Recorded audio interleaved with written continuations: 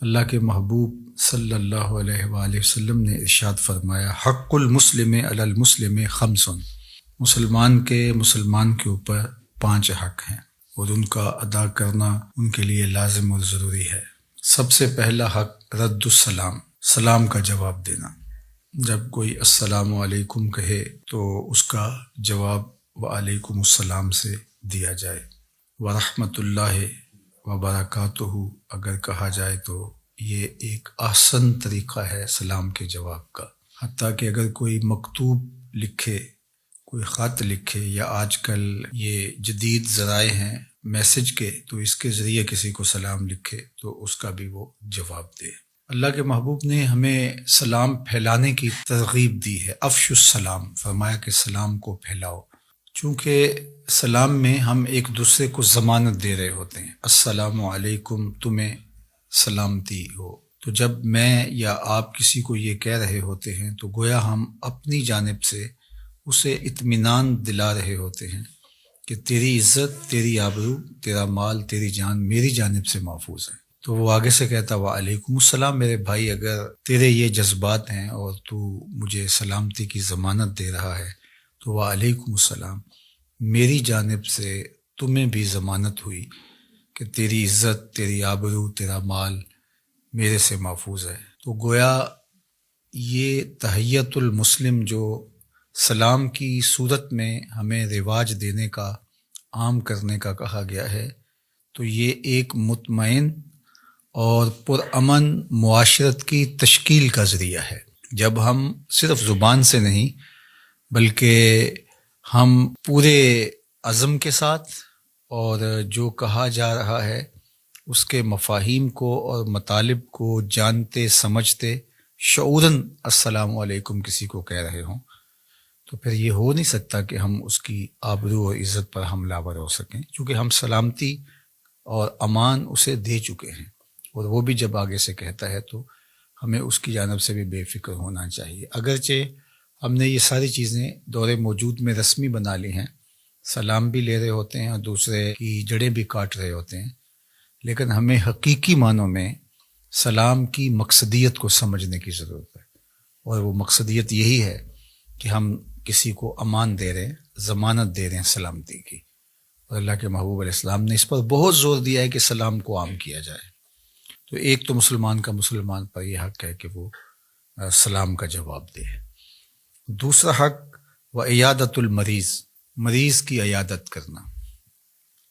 چونکہ مریض جب مرض میں مبتلا ہو جاتا ہے تو بیماری کے ساتھ ساتھ وہ ایک تنہائی محسوس کرتا ہے، اور اس وقت اس کی جب دلجوئی کی جاتی ہے تو وہ دلجوئی اس کی آدھی بیماری کو درست کر دیتی ہے۔ البتہ یہ ہمیں کہا گیا ہے کہ مریض کے پاس جا کے اتنی دیر بیٹھنا کہ اس پر بھاری پڑ جائے اور اس کو تکلیف پہنچے، اس سے گریز کیا جائے۔ افضل العیادہ سرعۃ القیام، سب سے افضل عیادت یہ ہے کہ بہت کم وقت مریض کے پاس بیٹھا جائے، جلدی اٹھ کے آپ چلے جائیں۔ تو یہ افضل ترین عیادت ہے، نہ کہ وہاں دھرنا دے کے بیٹھ جائیں اور وہ بیچارے تنگ پڑ جائیں۔ بالخصوص ہاسپٹلس کے اندر جگہ بھی کم ہوتی ہے اور وہ بار بار اٹھا بھی رہے ہوتے ہیں، تو کچھ لوگ بس ادھر ادھر کی بات میں بہت وقت لگا دیتے ہیں۔ جائیں، دلجوئی کریں اور دعائیں دیں، اور اللہ کے حضور بھی ملتجی ہوں کہ اللہ اسے اپنی جناب سے کامل شفا اور اپنی رحمتیں اس کا مقسوم فرما۔ تو دوسرا حق مسلمان کا مسلمان پر یہ ہے کہ عیادت المریض، اور تیسرا حق یہ ہے واتباع الجنائز، وہ جنازے میں حاضر ہونا۔ اگر کوئی فوت ہو جاتا ہے، انتقال کر جاتا ہے، تو ارشاد فرمایا تیسرا حق مسلمان کا واتباع الجنائز، جنازوں کے اندر شامل ہونا ہے۔ جتنے قدم جنازوں میں شامل ہوا جاتا ہے اتنے قدم نیکیاں اور گناہوں کی معافی اور اللہ کی رحمتوں کا حصول ہوتا ہے، اور یہ مسلمان کا مسلمان پہ حق ہے۔ یہ اس کا آخری پروٹوکول ہے اس دنیا کے اوپر۔ جب وہ جا رہا ہے تو اس کے جنازے میں لوگ ہوں، تکریم کے ساتھ، عزت کے ساتھ اس کو رخصت کریں، اس کے لیے دعائیں کریں اللہ کے حضور اس کی مغفرت اور بخشش اور اس کے لیے خاص رحمتیں اس کے حضور سے طلب کریں۔ اور یہ بات ذہن میں رکھیں کہ جب ہم جنازے کی دعا پڑھتے ہیں تو یہ صرف مرنے والے کے لیے نہیں پڑھتے، یہ اپنے لیے بھی ہم اللہ سے بخشش مانگ رہے ہوتے ہیں۔ اللہ مغفر لحینا و میتنا، مرنے والے کے لیے تو بعد میں مانگ رہے ہوتے ہیں، پہلے ہم اپنے لیے اللہ سے غفران و رحمت کی آرزو کر رہے ہوتے ہیں۔ تو اگر ہماری دعاؤں سے مرنے والے کی مغفرت ہوتی ہے تو ہماری پہلے ہو جاتی ہے۔ تو اس لیے جنازوں میں شامل ہو کر کے اور ان لوگوں کو سپرد خاک کرنے کی سعادت ہمیں پانی چاہیے۔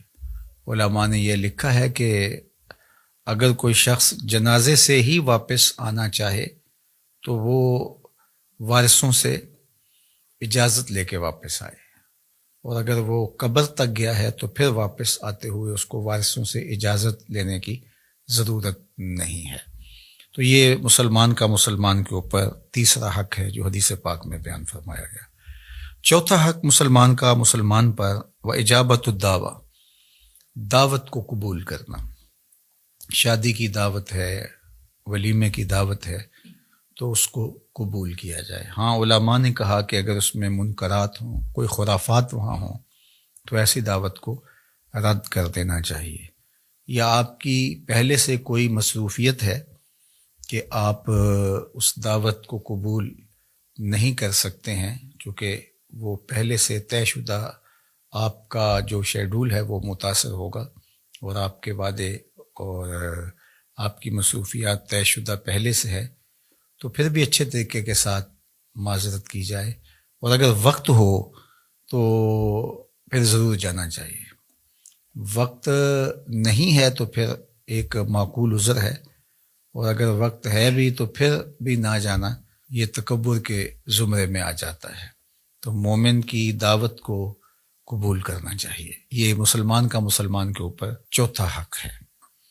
پانچواں حق و تشمیت العاطس، کسی نے چھینک ماری تو اس نے الحمدللہ کہا تو اس کے جواب میں یرحمک اللہ کہے، تو یہ باقاعدہ باقی حقوق کی طرح مسلمان کا مسلمان کے اوپر حق ہے، اور اس کو ادا کرنا اس کے اوپر لازم ہے۔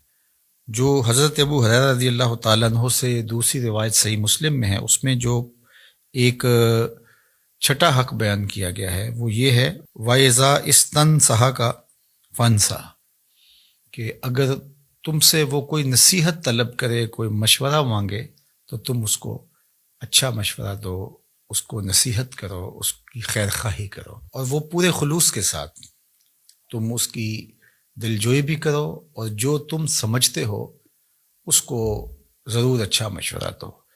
اس میں یہ بات بھی سمجھنی چاہیے کہ اگر آپ کسی معاملے میں مہارت نہیں رکھتے تو کسی ماہر کی طرف اس کو منتقل کریں۔ بعض اوقات یہ ہے کہ مجھے پتہ نہیں ہے اور کسی نے کسی معاملے میں مجھ سے کوئی نصیحت طلب کی یا کوئی مشورہ مانگا تو میں نے یہ سمجھا کہ اب میرے اوپر لازم ہے، اور میں نے جو میرے ذہن میں آیا میں نے اس کو بتا دیا تو اس کا نقصان ہو سکتا ہے۔ تو اگر میں کسی امر میں تجربہ کار ہوں یا اللہ نے مجھے علم عطا کیا ہے تو میں اس کے مطابق اس کی صحیح خلوص کے ساتھ رہنمائی کروں، نتیجہ اللہ کے سپرد ہے۔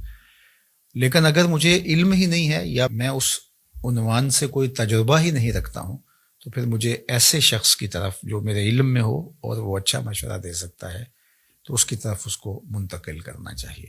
تو یہ 6 حق ہیں ایسے حدیث پاک میں جو مسلمان کے اوپر لازم اور واجب ہیں۔